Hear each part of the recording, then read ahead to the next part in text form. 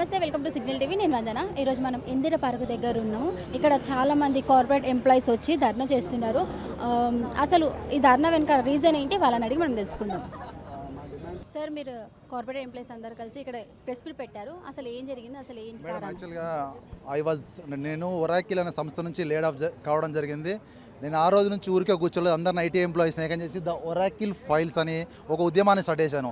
దాని వేదిక ఈరోజు భావన గారు కావచ్చు, కెవిన్ గారు కావచ్చు, వీళ్ళందరూ కూడా ఐటీలో అంటే ఇల్లీగల్ లేఆఫ్స్కి వ్యతిరేకంగా మేము పోరాడుతున్నాం. ఇల్లీగల్ లేఆఫ్స్ తర్వాత హరాస్మెంట్కి వ్యతిరేకంగా నేను పోరాడుతున్నాము. నేను ఒరాకిల్ అనే సంస్థ పైన ఒక 10 కేసులు వేయడం జరిగింది. ఎందుకంటే వాళ్ళని ఇల్లీగల్గా టెర్మినేట్ చేసినందుకు, ఇంకోటి ఏంటంటే రౌడీ షీటర్తో నన్ను భయపట్టించినందుకు, చంపుతాను భయపట్టించినందుకు.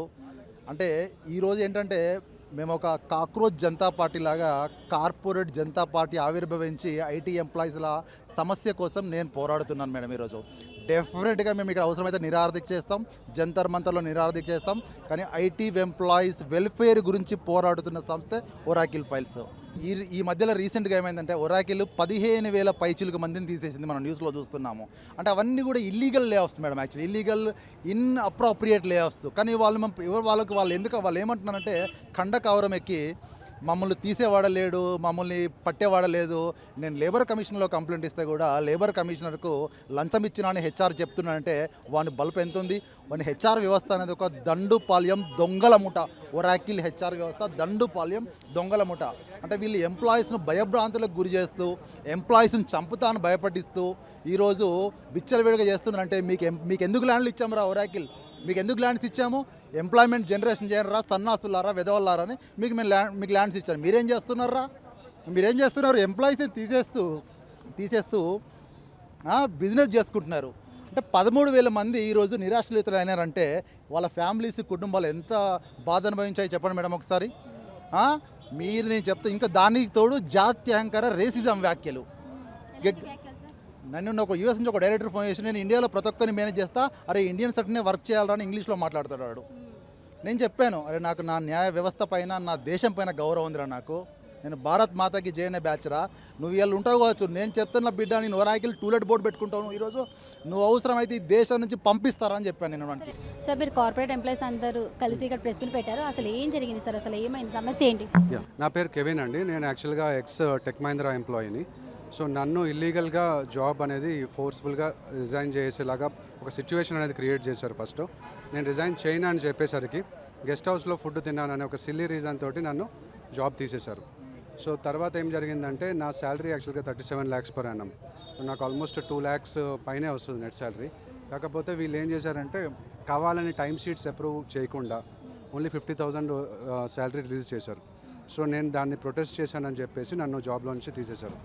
సో యాక్చువల్గా ప్రాబ్లం ఏంటంటే ఐటీ కంపెనీస్లో నేను ఎస్ఏపీ మీద వర్క్ చేస్తాను. నోటీస్ పీరియడ్ అనేది టెక్ మహీంద్రాలో అయితే 90 days ఉంటుంది, కొన్ని కంపెనీస్లో 60 days ఉంటుంది.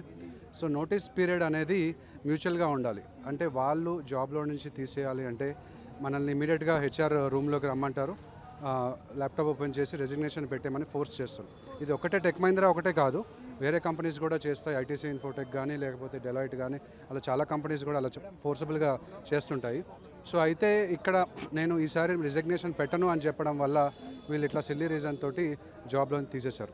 అండ్ నోటీస్ పీరియడ్ అనేది మ్యూచువల్గా ఉండాలి. అంటే ఒకవేళ మీరు జాబ్లో నుంచి వెళ్ళిపోవాలి అనుకుంటే 90 days నోటీస్ పీరియడ్ సర్వ్ చేయాలి కదా. సో మనకి ఛాన్స్ ఇవ్వాలి, మీరు నోటీస్ పీరియడ్ సర్వ్ చేసి ఈ లోపల జాబ్ వెతుక్కోండి అని చెప్పేసి.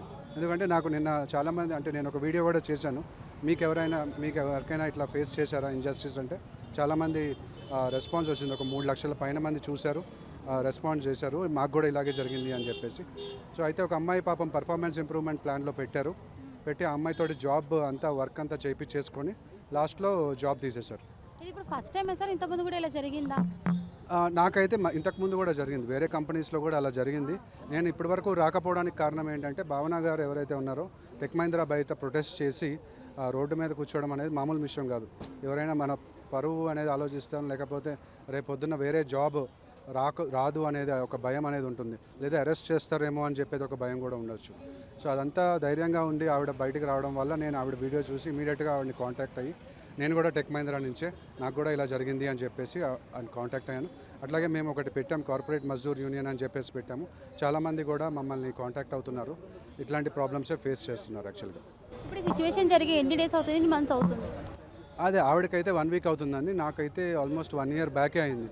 సో నాకు 1 ఇయర్ నుంచి జాబ్ లేదు. మా డిమాండ్స్ వచ్చేసి నాకు జాబ్ కావాలి, కొంతమందికి జాబ్ కావాలి, కొంతమందికి జాబ్ అవసరం లేదు. నేను యాక్చువల్గా ఈ అన్యాయం జరిగిందని చెప్పేసి లాను జర్నలిజం కలిపి చేస్తున్నాను నేను. సో ఇట్లాంటి ప్రాబ్లమ్స్ ఫేస్ చేసిన వాళ్ళ దగ్గరికి వెళ్ళి నేను రిపోర్ట్ చేయడానికి యాక్చువల్గా, అండ్ ఆల్సో లేబర్ కమిషనర్ దగ్గరకు వెళ్ళి ప్రాబ్లమ్ అంటే లైక్ లేబర్ కమిషనర్ దగ్గర కంప్లైంట్ రైజ్ చేయాలి, తర్వాత మళ్ళీ లేబర్ కోర్టు దగ్గరికి వెళ్ళాలి, అండ్ చాలా పెద్ద ప్రాసెస్ ఉంది. మనకు ఏవైతే యాక్ట్స్ ఉన్నాయో ప్రెజెంట్ యాక్ట్స్, ఇప్పుడు Telangana shops and establishments act 1988 ఒకటి ఉంది, అండ్ ఆల్సో లేబర్ లాస్ కొన్ని ఉన్నాయి. కానీ ఆ లాస్ అన్నీ కూడా కార్పొరేట్ సాఫ్ట్వేర్ కంపెనీస్ రాకముందు పెట్టిన లాస్ అనమాట. సో అంటే లో శాలరీస్లో ఉన్న వాళ్ళకి అది అప్లై అవుతుంది, వర్క్ మెన్ అని ఉంటుంది అనమాట. సో మా లాంటి మేనేజర్స్ కానీ కొంచెం ఎక్కువ శాలరీస్ ఉన్న వాళ్ళు, అంటే నా ప్యాకేజ్ 37 lakhs, సో ఎక్కువ ప్యాకేజ్ ఉన్న వాళ్ళకి అది అప్లై అవ్వదు. సో అందుకని వీటి కోసం అని చెప్పి కొత్త లా అనేది ఎస్టాబ్లిష్ చేయాలి యాక్చువల్గా. సో అది మా డిమాండ్. సో ఎందుకని ఇలాగ రెసిగ్నేషన్ పెట్టిస్తున్నారంటే లైక్ ఒకటి ప్యాకేజెస్ ఎక్కువ ఉండడం వల్ల అయి ఉండొచ్చు, లేకపోతే ఇప్పుడు ఆర్టిఫిషియల్ ఇంటెలిజెన్స్ వస్తుంది, ఏఐ వల్ల కూడా చాలా జాబ్స్ పోతున్నాయి, అంటే లే ఆఫ్స్ అంటారు అట్లాంటి వాడు. మాదేమో ఇల్లీగల్ టర్మినేషన్ అనమాట. సో ఈ జాబ్స్ పోవడానికి అంటే ఏఐ నేర్చుకోవాలి తొందరగా, మనం చిన్న ఏదైతే వర్క్ ఉంటుందో ఆ వర్క్ ఫాస్ట్గా చేయడానికి ఆర్టిఫిషియల్ ఇంటెలిజెన్స్ ద్వారా తొందరగా చేయొచ్చు. ఇప్పుడు అందరం నేర్చుకోవాలి కంపల్సరీగా, అది ఆర్టిఫిషియల్ ఇంటెలిజెన్స్ అనేది పోదు. ఎట్లాగైతే పేపర్ పెన్ నుంచి కంప్యూటర్స్ వచ్చాయో, సో మళ్ళీ పేపర్ పెన్కి వెళ్ళాం కాబట్టి కంప్యూటర్స్ నుంచే నెక్స్ట్ ఆర్టిఫిషియల్ ఇంటెలిజెన్స్ అంతా వస్తుంది. సో డెఫినెట్గా ఆర్టిఫిషియల్ ఇంటెలిజెన్స్ నేర్చుకోవాలి. కాకపోతే ఇట్లా ఇల్లీగల్ టర్మినేషన్ అనేది చేయకూడదు, మనకి నోటీస్ పీరియడ్ అనేది ఇవ్వాలి సర్వ్ చేయడానికి, వేరే కొత్త జాబ్ వెతుక్కోవడానికి. ఎందుకంటే కొత్త జాబ్కి వెళ్ళినప్పుడు వాళ్ళు అడుగుతారు మిమ్మల్ని ఎందుకు జాబ్లను తీసేశారు అని. సో ఇమీడియట్గా మీకు జాబ్ లేకుండా, ఆఫర్ లేకుండా ఎందుకు మళ్ళీ వెతుక్కుంటున్నారు అనే క్వశ్చన్ వస్తుంది. సో అది పర్ఫార్మెన్స్ మీద పడుతుంది, జాబ్ రాదు. అందుకని మనకి ఇవన్నీ యాక్ట్స్ అనేవి, కొత్త యాక్ట్ అనేది రావాలి, అండ్ ఆల్సో మాకు న్యాయం జరగాలి. ఈ పెద్ద పెద్ద కార్పొరేట్ కంపెనీస్ అన్నీ కూడా ఇది నేర్చుకోవాలి. ఇప్పుడు మేమందరం ఇప్పుడు ఫస్ట్ ఒకళ్ళు వచ్చారు, తర్వాత 4 వచ్చాము, ఇంకా 10 మంది వస్తాము, అట్లా రోజు రోజుకి పెరుగుతాయి నంబర్స్, కానీ తగ్గవది. ఎంతమంది ఉన్నారు, ఏమైనా కౌంటింగ్ ఐడియా ఉందా సార్? యా, ఇప్పుడు 10 మంది పైన ఉన్నారండి.